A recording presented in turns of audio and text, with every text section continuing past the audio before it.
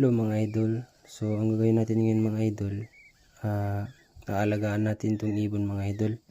May ginawa akong ready na kasi yung lagayan na ginawa ko para sa kanila mga idol. Ito yung kulungan ng mga ibon mga idol. Mas maganda kasi alagaan itong maliit mga idol, kasi paglaki nito mapapaamo mo sila mga idol. Palagi itong sumasama sa'yo kahit saan. Pag ikaw yung nakikita, pag mulat ng mga mata nila mga idol, ikaw yung nakikita nila. Kaya naisipan ko gawan sila ng cage.